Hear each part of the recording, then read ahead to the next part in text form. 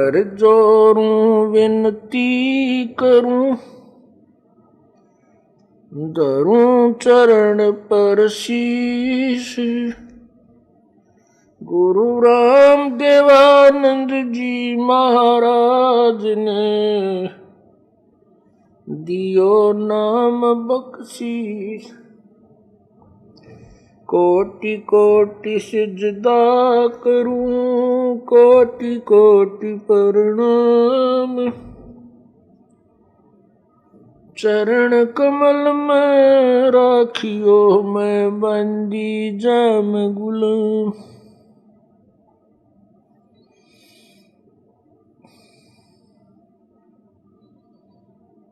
कुत्ता तेरे दरबार का, मोतिया मेरा नाम।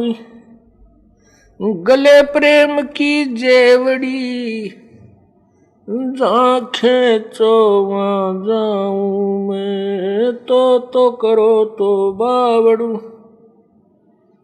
दूर दूर करो तो जाऊं। ज्यों राखो त्यों ही रहूं, जो देवो सो खाऊं। जय इब कै सतगुरु मिले, सब दुख आखू रोए। चरणों ऊपर शीश धरूं, कहूं जो कहनी हो। गुरु जी तुम ना भूलियो, चाहे लाख लोग मिल जाएं। हमसे तुमको बहुत है, तुमसे हमको नहीं। कबीर सतगुरु मिलेंगे, पूछेंगे कुशलात।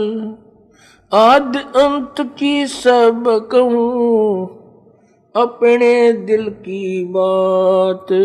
गुरु जी तुम ना भूलियो, चाहे लाख लोग मिल जाएं। हमसे तुमको बहुत है, तुमसे हमको नहीं। तुम्हारे विसारे क्या बने, किसकी शरण में जाऊं।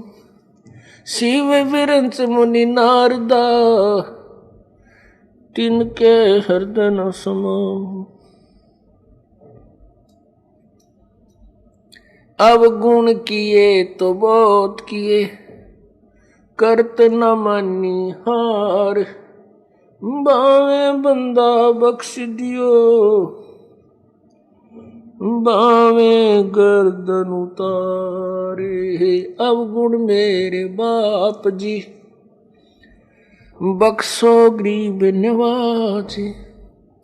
जो मैं पूत कपूत हूँ, बोहड़ पिता को लाज। मैं अपराधी जन्म का, नक्सक भरे विकारे। तुम दाता दुख भंजना, मेरी करो संवार।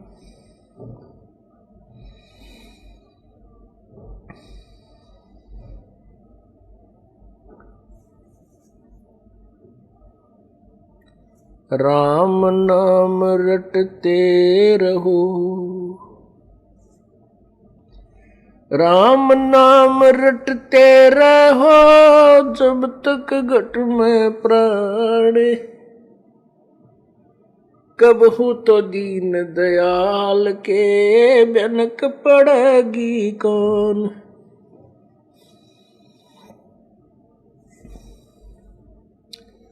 राम रटत कोढ़ी भलो, चू चू पड़े जो चाम। वो सुंदर शरीर किस काम का, जामुख नाही नाम। राम रटत दारिद्र भलो, टूटी घर की छान। वो कंचन मैल किस काम के, जहां भक्ति नहीं भगवान। राम रटत कन्या भली, साकट भला न पूत। जैसे छेरी के गल में गल थना, जिसमें दूध न मूत।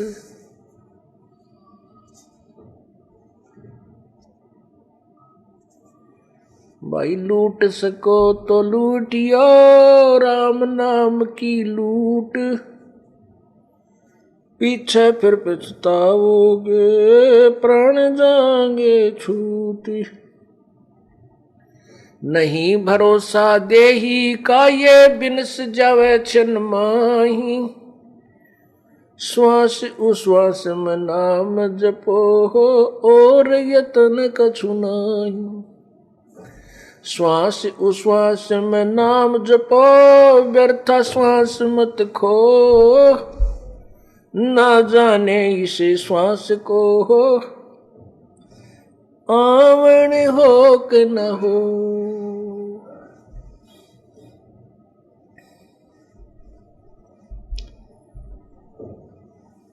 परम पिता परमात्मा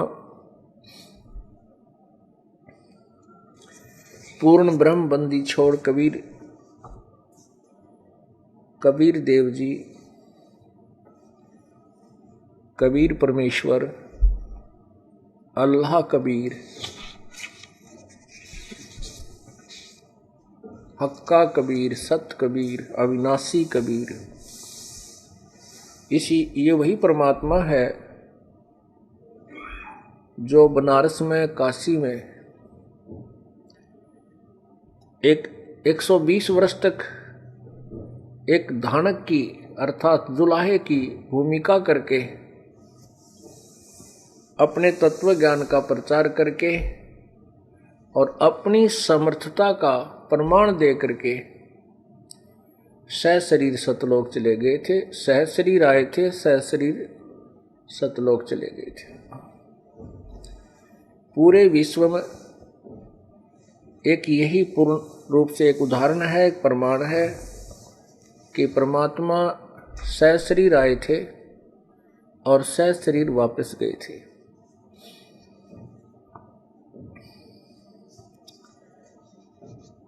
पुण्यात्माओं,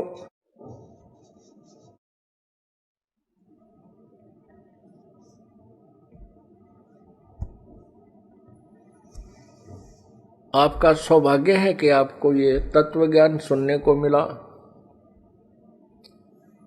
आपका सौभाग्य है कि आपको मनुष्य जीवन प्राप्त है और उससे और भी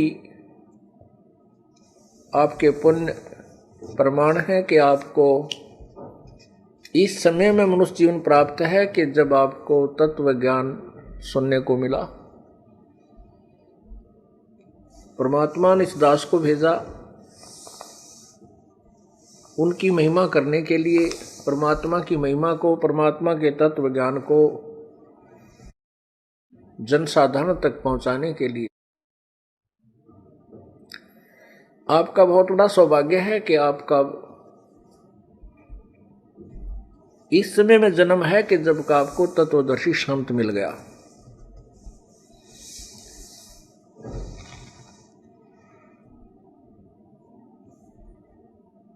पूर्ण परमात्मा की प्राप्ति के लिए आत्मा उसी दिन से प्रयत्नशील है जिस दिन से ये उससे बिछुड़ी है, क्योंकि काल भगवान ने उसी दिन अपने रंग दिखाने शुरू कर दिए थे जिस दिन से हम इसे मिले। अर्थात हम सभी आत्माएं दुर्गा के अंदर थे और दुर्गा एक युवती लड़की परमात्मा ने बनाई और इस काल के पास भेजी थी। इस काल भगवान ने उसके साथ उसी समय से दुर्व्यवहार शुरू कर दिया था और उसी समय से वो परमात्मा को पुकारने लग गई थी, मेरी रक्षा करो, मुझे बचाओ। उसके बाद फिर हमारा जन्म हुआ। हम यहाँ पर काल ने सूझबूझ से इस 5 तत्वों की कैद में बांध करके ये झूठा सारा साजबाज हमारे ऊपर जकड़ दिया। और हमें जीव बना दिया। पहले हम हंस रूप थे, परमात्मा परमहंस रूप है। हम आत्मा थे, प्रभु परमात्मा हैं।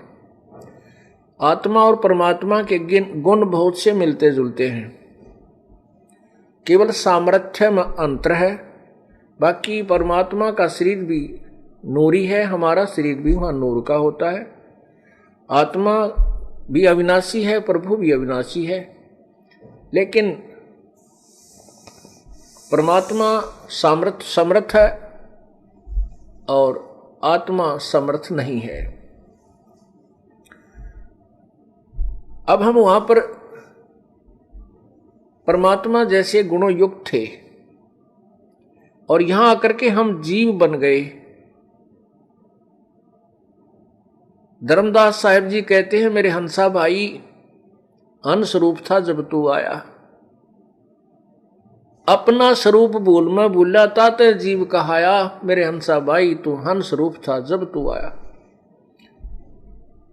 अब हमने उस परमात्मा को पाने के लिए फिर हंस ही बनना होगा, तभी हम उस परमेश्वर को पा सकेंगे, उसके लोक में रह सकेंगे। उसी समय से ये आत्मा परमात्मा की चाह में लगी हुई है।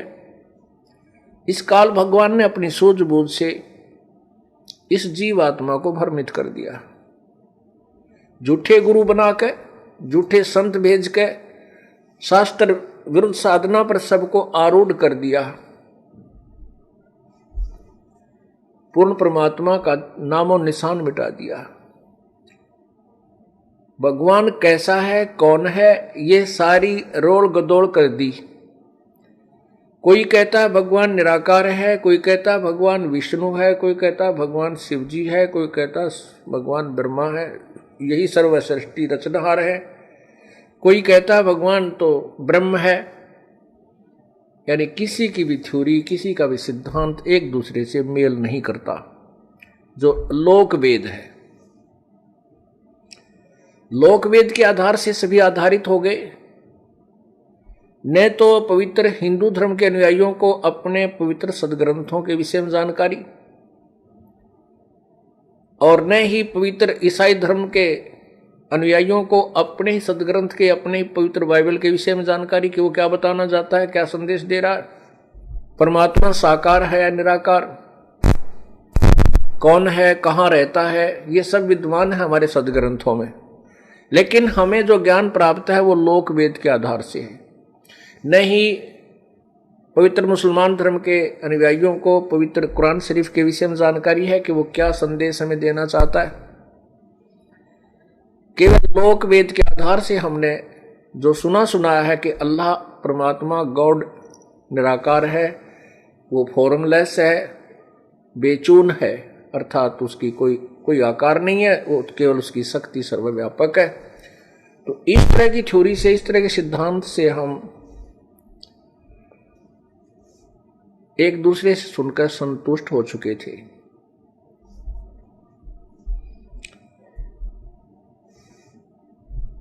अब जैसे कोई श्री विष्णु जी का उपासक है, विष्णु जी की मूर्ति उसके पास है, प्रतिदिन उसकी सेवा करता है, तिलक लगाता है, सब तरह से कर्मकांड भी करते हैं, और फिर उनसे कोई पूछे भी भगवान कैसा है, कहते हैं वो तो निराकार है। तो ये हम बिल्कुल बालक जैसा ज्ञान था हमारा, बालकों जैसा, बच्चों जैसा। ऋषि महर्षि और ब्रह्मा विष्णु महेश का भी ज्ञान बच्चों जैसा ज्ञान है, वो सदग्रंथों से अपरिचित है। अब यहां समस्या आती है कि जब ब्रह्मा विष्णु महेश के बारे में कहते हैं कि उनको भी ज्ञान नहीं है, तो ये एक बहुत अभद्र सी बातें लगती है, अभद्र सी स्टेटमेंट लगती है। किनको? जिन्होंने आज तक तत्वज्ञान कभी सुना ही नहीं और जिन्होंने अपने सदग्रंथों का भी ज्ञान नहीं। उसके लिए आपको थोड़ा सा सदग्रंथों का सहारा लेना पड़ेगा। पुण्यात्माओं, ये एक ऐसी जटिल समस्या होगी कि भगवान को भगवान सिद्ध करने के लिए ना जाने कितने प्रमाण देने पड़ते हैं। लाल को लाल ही सिद्ध करने के लिए ढेर सारे प्रमाण देने पड़ते हैं, क्योंकि लाल को तो हमने किसी ने अनजानों ने कौड़ी बना रखा है और छोटे सिक्कों को लाल सिद्ध कर रखा है। उनको मैं तो हमें सुना रखा है, लेकिन लाल के गुण जरूर गा रखे हैं, परंतु लाल से अपरिचित हैं। ब्रह्मा विष्णु महेश भी ज्ञान से परमात्मा के बारे में बिल्कुल नहीं जानते, अपरिचित हैं। सबसे पहली बात तो ये ध्यान रखनी चाहिए, हमें याद रखना चाहिए कि हमने श्री ब्रह्मा जी, श्री विष्णु जी, श्री शिव जी का ज्ञान कहाँ से प्राप्त हुआ? पवित्र पुराणों से, क्योंकि इनसे अलग कोई शास्त्र नहीं जो इनकी जानकारी देते हो। उन्हीं पुराणों में क्या लिखा है वो हम अब स्वयं पढ़ेंगे, क्योंकि हम अब अक्षर ज्ञान युक्त हैं। पहले समस्या क्या रही कि हमारे पूर्वज थे वो तो थे अनपढ़, अशिक्षित, और एक संस्कृत भाषा को पढ़ने का एक ही वर्ग को अधिकार था। उनको ABC का ज्ञान था ही नहीं, क्योंकि ब्रह्मा को नहीं, विष्णु को नहीं, शिव जी को नहीं, तो अन्य देवता ब्राह्मणों को और गुरुओं को, संतों को, ऋषियों को कहां से हो सकता है?